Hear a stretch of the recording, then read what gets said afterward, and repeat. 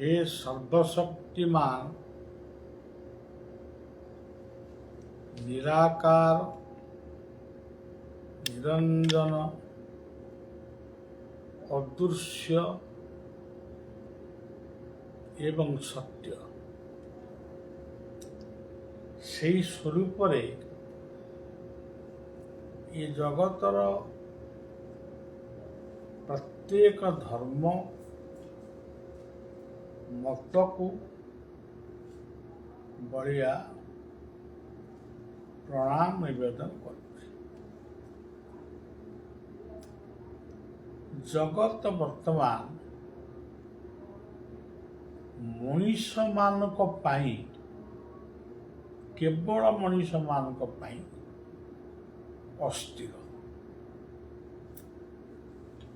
एक पक्षरे विज्ञानर अग्रगति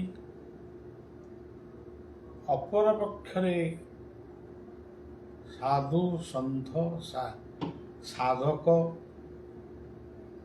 एमानकर अग्रगति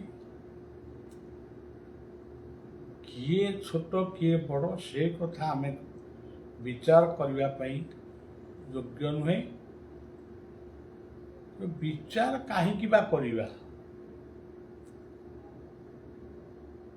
सबु किछि से सर्वशक्तिमान को इच्छा रे जदि उद्भावन होउची ताकू स्वागत कर किंतु मनीष गोटे जीव सबू उद्भावन करुछि किंतु ताकू ठीक बाटरे व्यवहार न करी अनेक समय तार विकल्प चिंता करुछि को बाटरे को किभली भाव व्यवहार कले गोटे भूल से करिवो बा समाज रे गोटे भूल पदक्षेप से नब ये भलिया कथा पाई आज विश्व आतंकित जो माने विश्वर दायित्व रे अछंती सर्वशक्तिमान को परे मनीष होउची गोटे प्रकार शक्तिवान मनीष सर्वशक्तिमान नुहे मनीष शक्तिवान ये शक्तिवान मनीष माने निजर अहंकार को जाहिर करी से गोटे आसन बा गोटे चेयर रे बसीगला परे गोटे पद पदवी रे बसीगला परे से आउ कौनसी कथा को से दूरदृष्टि रे चिंता कर से भावुची मु वर्तमान जहा कहिबी ता करिबी यही होउची भागवतर पुंडरीक वासुदेव कथा ये सुंदर विश्व केमिति रहिबो हमर युवपीढ़ी माने से माने केमिति भल रास्ता रे जिबे केमितिका परिवेश सृष्टि हेले परिवार गुड़िक गठन परिवार समृद्ध से सब कथारे मन नाही तेणु हे विश्वपति आपणक पादरे आपण तो जगतपति जहाँ को आम विश्वपति बोली कहूचु से जगतपति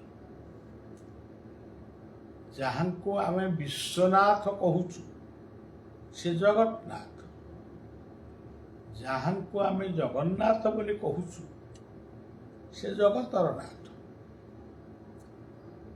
एते एते बड़ नारे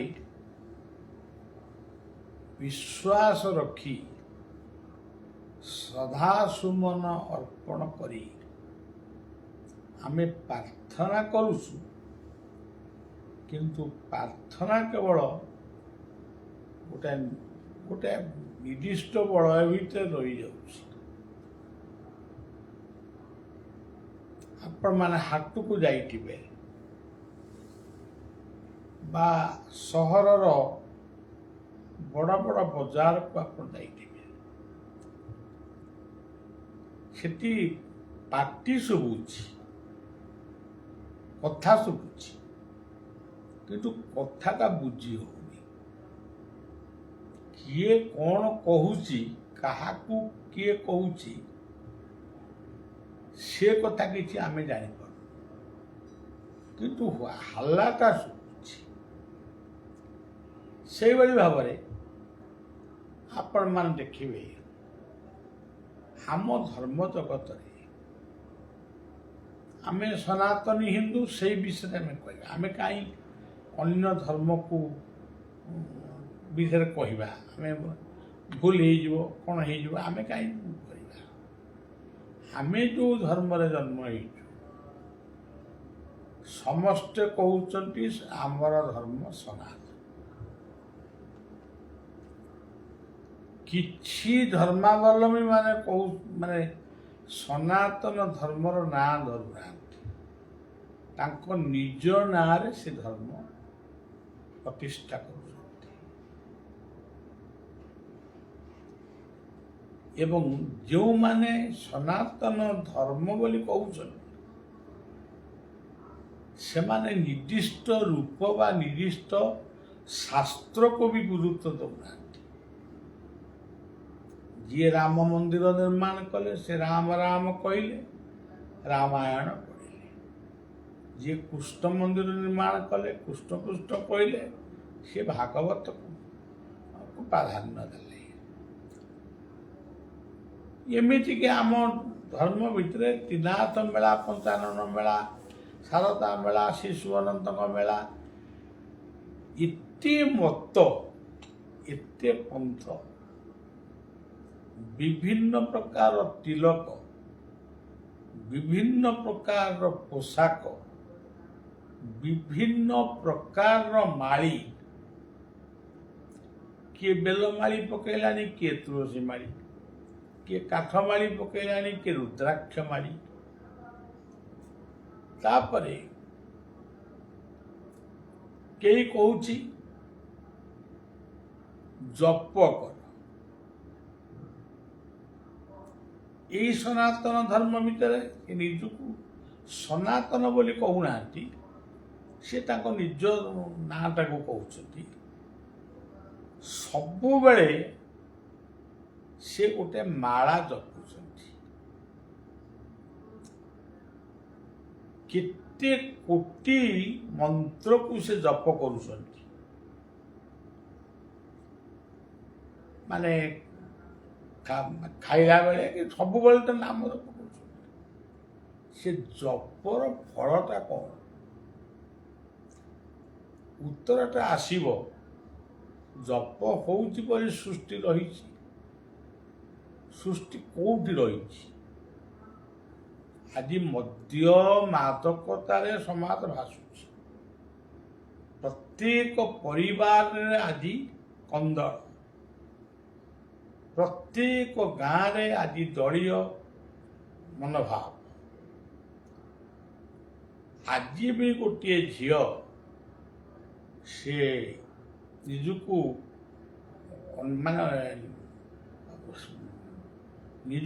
ସେ ସାହାରା ପାଉନି। ସେ ଭାବୁଛି ମୋର କ'ଣ ଗୋଟେ ହେଇଯିବ। ଆଜି ବି ଗୋଟିଏ ପୁଅ, ତାକୁ ବି ବିଶ୍ୱାସ ନାହିଁ, ସେ କ'ଣ କେତେବେଳେ କରିବ। କିଛି ଲୋକ ଅଛନ୍ତି ଆତ୍ମହତ୍ୟା କରୁଛନ୍ତି, କିଛି ଲୋକ ଅଛନ୍ତି ଆତ୍ମଘାତୀ ହେଉଛନ୍ତି, ଅନ୍ୟକୁ ମାରୁଛନ୍ତି। ଗୋଟିଏ ବେଡ୍ ରୁମ୍ରେ ବା ଶୟନ କକ୍ଷରେ କିଏ ଶୁଅନ୍ତି? ପତି, ପତ୍ନୀ ଏବଂ ତାଙ୍କର ପୁଅ ଝିଅ। ରାତି ପାଇଲା ବେଳକୁ ଆପଣମାନେ ଆଜିର ଯେଉଁ ଟିଭି ପରଦାରେ ଦେଖୁଛନ୍ତି, କେଉଁଠି ସମସ୍ତେ ମରୁଛନ୍ତି, କେଉଁଠି କିଏ କାହାକୁ ମାରୁଛନ୍ତି। ପତ୍ନୀ ବି ପତିକି ମାରି ଦେଉଛି, ପତି ବି ପତ୍ନୀକି ମାରି ଦେଉଛନ୍ତି। ଯଦି ମୁଣ୍ଡରେ ପଶିଲା ଇଏ ଛୁଆ ଗୁଡ଼ାକୁ କାହିଁ ଆମେ ରଖିବା, ତାକୁ ବି ମାରି ଦେଉଛନ୍ତି। ଆପଣମାନେ ଏସବୁ ସମ୍ବାଦ ନିଶ୍ଚିତ ଭାବରେ ଟିଭି ପରଦାରେ ବା ପତ୍ରପତ୍ରିକାରେ ଆପଣମାନେ ଦେଖୁଥିବେ। ତିନୋଟି ଛୁଆ ତାକୁ ସମସ୍ତଙ୍କୁ ମାରି, ଆଜି ଗୋଟିଏ ଗୋଟିଏ ଘଟଣା ଘଟୁଛି ମାନେ ବିଶ୍ୱରେ ଅନେକ ଘଟଣା ଘଟୁଛି। ତାପରେ ଧର୍ମର ଦ୍ୱାହି ଦେଇ କିଏ କହୁଛି ମୁଁ ତନ୍ତ୍ର ଶିଖିଛି, ମୁଁ ତାନ୍ତ୍ରିକ। ସେ ମାଟି ତଳେ ଗୋଟେ ହାଡ଼ ଅଛି, ତୁମ ଘରର ଅମୁକ ଦିଗରେ ଗୋଟେ ପ୍ରେତ ଅଛି। କିଏ କହୁଛି ତମର ଅମୁକ ଲୋକଟି ମୁକ୍ତି ପାଇନି, ସେ ଶ୍ରାଦ୍ଧ ଖୋଜୁଛି। ଏତେ ବଡ଼ ବଡ଼ କଥା ତୁମକୁ ଆପଣମାନେ କହିପାରୁଛନ୍ତି। କେଉଁ ମାଟିରେ ପେଟ୍ରୋଲ ଅଛି, କେଉଁଠି ଡିଜେଲ ଅଛି, କେଉଁଠି ସୁନା ଅଛି, କେଉଁଠି କିରୋସିନ ଅଛି, କେଉଁଠି କୋଇଲା ଅଛି, ସେ କଥା ଆପଣଙ୍କୁ କିଛି ଜଣାପଡ଼ୁନି। ଗୋଟେ କୁକୁର ଯେତିକି ସନ୍ଧାନ କରିପାରୁଛି, ଗୋଟେ ଅପରାଧୀକି ସେ ଧରିପାରୁଛି, ତା ଭିତରେ ଭଗବାନ ଏତେ ଶକ୍ତି ଦେଇଛନ୍ତି।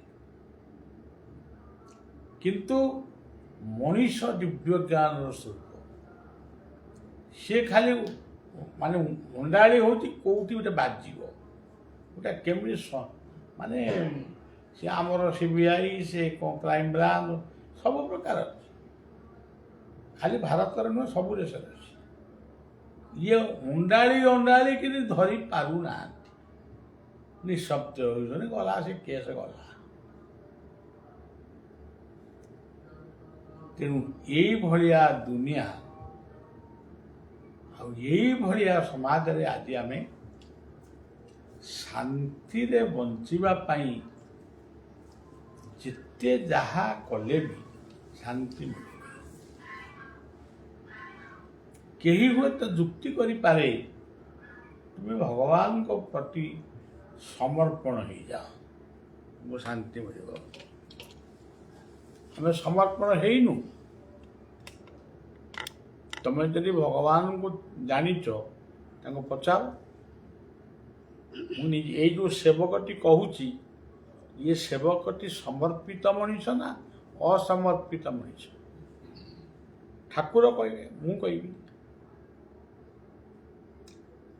ତେଣୁ ସମର୍ପଣ କ'ଣ ଖାଲି ବଳିଆ ହେଇଛି, ଆଉ କ'ଣ କେହି ହେଇନାହାନ୍ତି? ବହୁ ସମର୍ପିତ ମଣିଷ ବହୁ ସ୍ଥାନରେ ଅଛନ୍ତି। ଆଜି ବି ସୁଦାମା ଅଛନ୍ତି, ଆଜି ବି ବିଦୁର ଅଛନ୍ତି, ଆଜି ବି ଯୁଧିଷ୍ଠିର ଅଛନ୍ତି, କିଏ ନାହାନ୍ତି, କିନ୍ତୁ ଶାନ୍ତି ନାହିଁ। ଆଜି ମନ୍ଦିର ଗଢ଼ିବା ପାଇଁ ଗୋଟେ ସୌଖିନରେ ପରିଣତ ହେଇଛି। ମନ୍ଦିର ଗଢ଼ିବା ପାଇଁ ସିଏ ମନ୍ଦିରଟି ଗଢ଼ା ହେବ ଅତି ଜାକଜକମରେ। ସେ ଅମୁକ ଆସିବେ, ସମୁକ ଆସିବେ, ଯୋଉଠି ଲୋକ ଟିକେ ଅଧିକ ହେବେ। ଗୋଟିଏ ବର୍ଷ ଗୋଟେ ପ୍ରକାର ଚାଲିବ, ତାପରେ ସେଠି କାଉ ଉଠିବ। ଏ ପ୍ରକାର ମନ୍ଦିର ତୁମକୁ ନିର୍ମାଣ କରିବାକୁ କହିଲା କି? ଠାକୁର ଗୁଡ଼ା କ'ଣ ତମ କାଠ କଣ୍ଡେଇ? ଯେଉଁମାନେ ଠାକୁରଙ୍କ ମୂର୍ତ୍ତି ଜମା ପୂଜା କରୁନାହାନ୍ତି, ସେ ଶୂନ୍ୟ ଶୂନ୍ୟ ମହାଶୂନ୍ୟକୁ ସେ ପୂଜା କରୁଛନ୍ତି ନିରାକାର ରୂପରେ, ସେମାନଙ୍କର ମୁକ୍ତି ପାଉନାହାନ୍ତି। ତମେ କେବଳ ମୂର୍ତ୍ତି ପୂଜା କରିକିରି ଝେଲା ଯେଉଁ ପ୍ରାଚୀନ କୀର୍ତ୍ତି ବା ମୂର୍ତ୍ତି ଅଛି ତାର ଉଦ୍ଧାର କରୁନା, ତାର ସୁରକ୍ଷା କରୁନା। ଆଉ ଯଦି ତମେ ତମର କଲ ଆମକୁ କାହିଁ ହଇରାଣ କରୁଛ?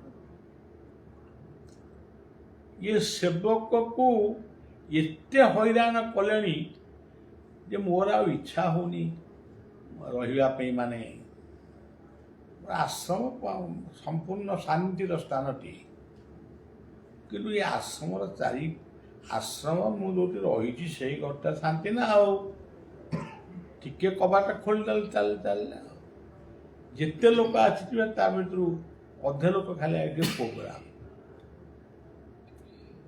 ଆରେ ଯେଉଁ ଇଏ ପ୍ରୋଗ୍ରାମ କରୁଛ, ଏତେ ପ୍ରୋଗ୍ରାମ କରୁଛ, ଯଦି ଏତେ ପ୍ରବଚନ ଯଦି ତମେ ଶୁଣୁଛ କି ଦଉଛ, ତାହେଲେ ମୋତେ ଦେଖାଅ ପ୍ରକୃତରେ କେତେଜଣ ମଣିଷ ଭଳି ଅଛନ୍ତି।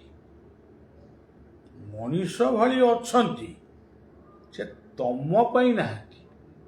ସିଏ ତାଙ୍କର ଜନ୍ମଜନ୍ମାନ୍ତର ସ୍ୱୀକୃତକୁ ନେଇକରି ସେ ମଣିଷ ପଣିଆ ସୃଷ୍ଟି କରିଛନ୍ତି ବା ମଣିଷ ହେଇଛନ୍ତି। ଏଇଟା ସତ୍ୟ।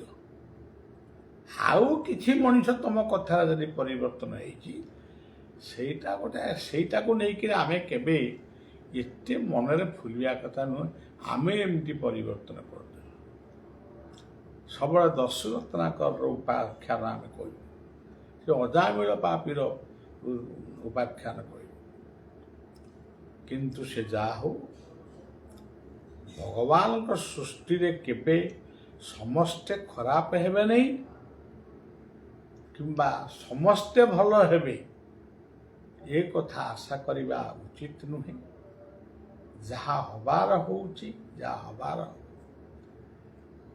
ସବୁ ତାଙ୍କରି ଇଚ୍ଛାରେ ହେଉଛି ବୋଲି ଆମେ ବାକ୍ୟଟା ଶୁଣିଛୁ କହୁଛୁ। ଇଚ୍ଛାରେ ହେଉଛି କି କେମିତି କ'ଣ ହେଉଛି ସେ କଥା ସିଏ ଜାଣନ୍ତି। କିନ୍ତୁ ଆମର ଏଇ ଯେଉଁ ଜୀବନ ଭିତରେ ଏଇ ଯେଉଁ ଗୋଟେ ଭଲ ମୁଣ୍ଡଟିଏ ଆମେ ପାଇଛୁ, ଏ ମୁଣ୍ଡ ଭିତରେ ଯଦି ଭଲ ସଂକଳ୍ପ ସୃଷ୍ଟି ହେଲା ତାହେଲେ ମଣିଷ ନିଶ୍ଚୟ ଭଲ। ଯଦି ମନ୍ଦ ସଂକଳ୍ପ ସୃଷ୍ଟି ହେଲା ନିଶ୍ଚୟ ମନ୍ଦ। ଆଉ ମନ୍ଦଟାକୁ ହିଁ ତାକୁ ଭଲ ଦେଖାଯିବ। ତେଣୁ ଆଜି ପଶୁପକ୍ଷୀମାନେ ବିପନ୍ନ, ପଶୁପକ୍ଷୀମାନଙ୍କ ଜୀବନ ବିପନ୍ନ। ଗଛ ତରୁ ତୃଣ ଲତା ଔଷଧୀୟ ଗଛ ଆଦି ନାହିଁ। ଇଏ ହେଉଛି ପ୍ରକୃତରେ ଧର୍ମର ଗୋଟେ ଗ୍ଲାନି। ଗୀତାର ସେଇ କଥାକୁ ମନେ ପକାଇ ଆମେ ରହୁଛୁ। ବହୁତ ତାନ୍ତ୍ରିକଙ୍କୁ ଆମେ ଦେଖିଛୁ, ବହୁତ ମାନେ ଆମେ ଏମିତି ଫୁଙ୍କିଦେଲେ ଭଲ ହେଇଯିବ, ଆମେ ଏମିତି କରିଦେଲେ ସେମିତି ହେଇଯିବ, ଏସବୁ ବହୁତ ମିଛୁଆ ଗାଲୁଆଙ୍କର ବାରବାଟୀ ଚାଷ ଭଳିଆ ଆମେ ଏମାନଙ୍କୁ ବି ବହୁତ ଦେଖିଛୁ। ଏମାନଙ୍କ କଥା ବି ଆମେ ଶୁଣିଛୁ। ପ୍ରକୃତରେ ଏମାନେ ତ ନିଜେ ଚୋର। ଏ ଚୋର କ'ଣ ଧରିବେ? ଯିଏ ଗୋଟେ ହେଲା, ସିଏ ମୋତେ କିଏ ଔଷଧ କରିଦେଲା, ଯା ମୁଣ୍ଡଟା ବିନ୍ଧୁଛି କିଏ ଏଟା କ'ଣ ଔଷଧ ମାରୁନା ମୁଣ୍ଡରେ, ନା ମୋତେ କିଏ ତନ୍ତ୍ର କରିଦେଲା। ତନ୍ତ୍ରଟି କିଏ ଜାଣିଛି? ସେଥିରୁ ଗୋଟିଏ ଦୁଇଟି ଲୋକଙ୍କୁ ଗାଡ଼ିରେ ବସେଇ ଖାଇବା ପିଇବାକୁ ଟିକେ ମୋ ପାଖକୁ ଆଣନ୍ତୁ ତ, ମୁଁ ତାଙ୍କୁ ଟିକେ ମୋତେ ବି ସେ ତନ୍ତ୍ର କରନ୍ତୁ ବୋଲି ମୁଁ ତାଙ୍କୁ ନିବେଦନ କରିବି। ମୋତେ ଟିକେ ତନ୍ତ୍ର ଅଛି, ତାର ବି ପ୍ରଭାବ ଅଛି। ଯେତିକି ପ୍ରଚାର ହେଉଛି ସେତିକି ସାଧକ ନାହାନ୍ତି। କେତେ ଧର୍ମ ଆପଣ ମନେ ମନେ ଗଣିବେ, ବାବୁମାନେ ମନେ ମନେ ମା ମାନେ ଗଣିବେ, ଆଜି ପୃଥିବୀରେ କେତେ ଧର୍ମ।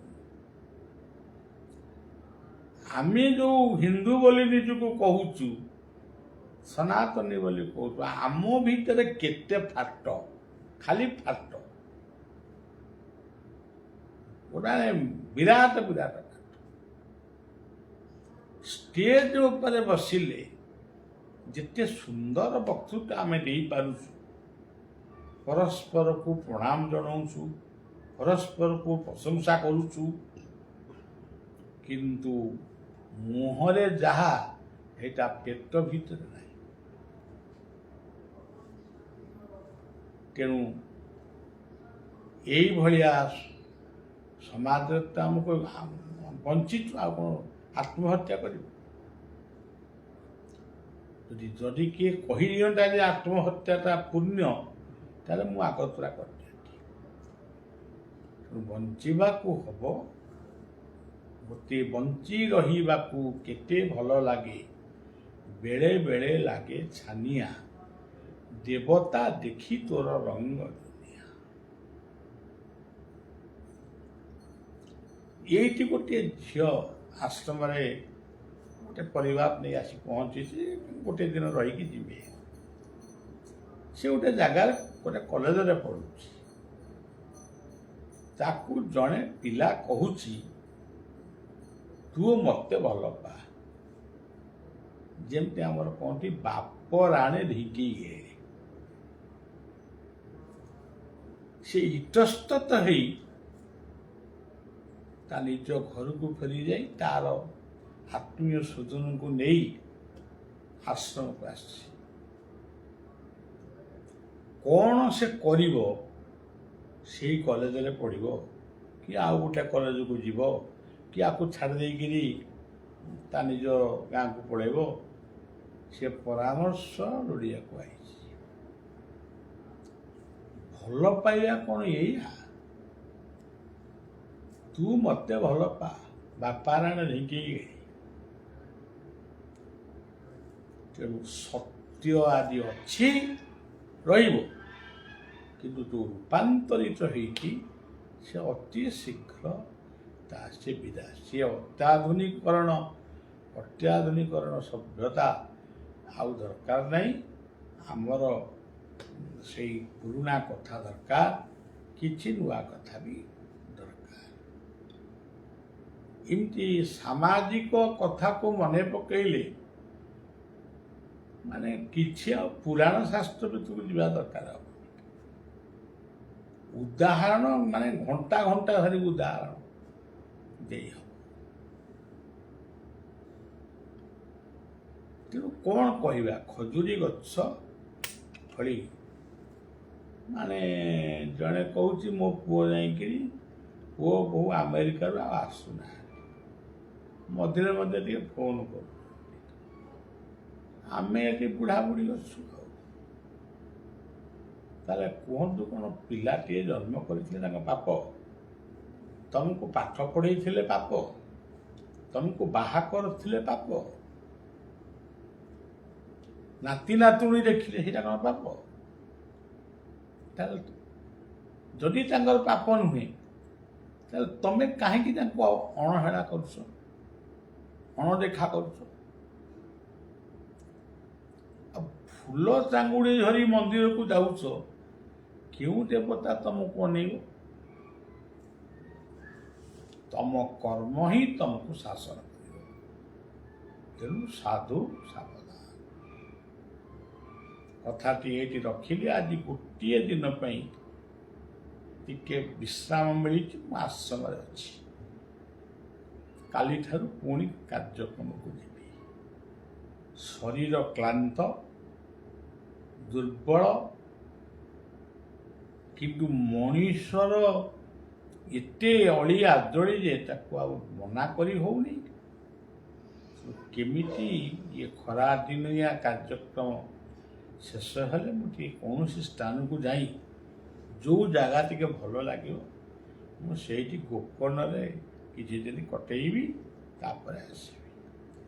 ଶେଷରେ ସମସ୍ତଙ୍କୁ ଶୁଭେଚ୍ଛା ଜଣାଇ ମୋର ଇଷ୍ଟଦେବ ପ୍ରଭୁ ଶିଶୁ ଅନନ୍ତଙ୍କ ପଦାବ୍ଦରେ ସମସ୍ତଙ୍କର ଶାନ୍ତି ଆଉ ପ୍ରଗତି କାମନା କରି ରହୁଛି। ଜୟ ଗୁରୁ ଜୟ ଗୁରୁ।